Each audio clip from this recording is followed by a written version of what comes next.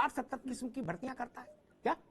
इनमें कोई सॉल्वर, नटवरलाल, मुन्ना भाई, मुन्नी बेगम कोई क्यों नहीं जा पाता? और उत्तर प्रदेश में, बिहार में, मध्य प्रदेश में जैसे ही राज्य के स्तर पर कोई इम्तिहान होता है, ये सारे बन के छत्ते के तरीके से कैसे आ जाते हैं, ये मैं नहीं समझ पा रहा। दिल्ली दूर है, आप लोग वहां जाके नहीं सीख सकते? संघ लोक सेवा आयोग को पता नहीं मालूम? तो मैं बता दूं क्या समस्या है भाई। आपके वहां जो बाबू काजू खा रहे हैं वहां बैठे बैठे ठंडे में, वो क्या करते हैं? आयोग में जो लोग भर्ती हो गए, हमारे टैक्स का पैसा जाया कर रहे हैं, काजू खा रहे हैं, जूस पी रहे हैं, वो लोग यहां से क्यों नहीं सीख लेते कि आईआईटी का इम्तिहान कैसे होता है, एंट्रेंस का, आईआईएम का कैसे होता है, आईएएस की परीक्षा कैसे होती है? आपने कहीं सुना कि आईएएस का पर्चा कल्लू पान वाले क्या मिल रहा है? कहीं सुना? गुड्डू पंचर वाले क्या कहीं आईपीएस का पर्चा मिल रहा है? तो सुना नहीं ना। तो भाई साहब, जब यहां मास्टर की भर्ती होती, लेखपाल की, चपरासी की, दरोगा की, सिपाही की, तो देश भर के हैकर, जैकर, टैकर यहीं कैसे आ जाते हैं? मैं ये समझना चाह रहा हूं, इस पे प्रकाश डालो भाई। नहीं, आप बिल्कुल ठीक कह रहे हैं। मैं आपको थोड़ा छोटा सा एग्जांपल देना चाहता हूं कि मान लो हम लोग रहते हैं नोएडा में जी, और नोएडा से दिल्ली की दूरी ज्यादा नहीं है। आप जब तक नोएडा में घूमते हैं कोई सीट बेल्ट नहीं लगाता, और जैसे ही आपकी गाड़ी दिल्ली में जाती है सीट बेल्ट लगा लेते हैं। क्यों? कारण इसका यह है कि जब भी नोएडा में आप जा रहे हैं तो किसी ने आपको पकड़ा तो आपने तुरंत फोन मिलाया और किसी से बात करा दी। वो अधिकारी बेचारा डर गया, उसने आपको कहा साहब आप जाइए। ये व्यवस्था दिल्ली में नहीं है। दिल्ली में आप किसी से बात नहीं करा सकते, चीजें नहीं करा सकते। तो बदला क्या? बदला सिर्फ आपका कुछ नहीं बदला। नहीं भाई, प्रदेश से दादा एक मिनट, आदमी हूं मैं, सिद्धांतिक बात मैं इतना ज्ञानी नहीं। मैं तो एक बात कह बच्चे की आईआईटी में दाखिला करा दो, मूर्ख बच्चे का है, सारे वो मिलके मुन्ना क्या बोलते सॉल्वर हैं, और 100 टीईटी में माथा फोड़ो क्या, तब भी मुनाफे का सौदा है एक आईआईटी क्या? वहां क्यों नहीं ये लोग जाते हैं? ये लोग उत्तर प्रदेश में ही क्यों, जैसे कुंभ का मेला लगता है सब आ जाते हैं? ये मैं समझना चाह रहा हूं। वो भी भारत में ही है, मोबाइल यही चलता है, वहां नहीं चलता।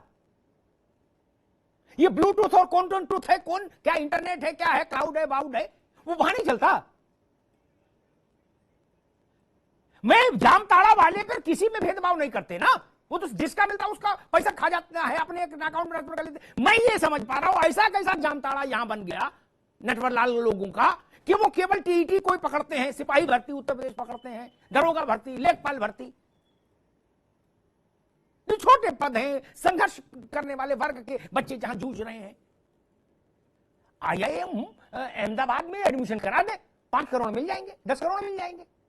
नहीं, बिल्कुल ठीक है। आपने एम्स में कभी सुना पोस्ट ग्रेजुएशन के लिए सबसे महत्वपूर्ण परीक्षा है देश की, मेरे हिसाब से एम्स में पोस्ट ग्रेजुएशन के लिए, ठीक, उससे कठिन और बड़ी परीक्षा कोई नहीं। क्या आपने कभी सुना कि कोई बाहर बैठ के कह रहा आ जाओ आ जाओ आ जाओ, गायनी है, हार्ट न्यूरो कोई मिलता है?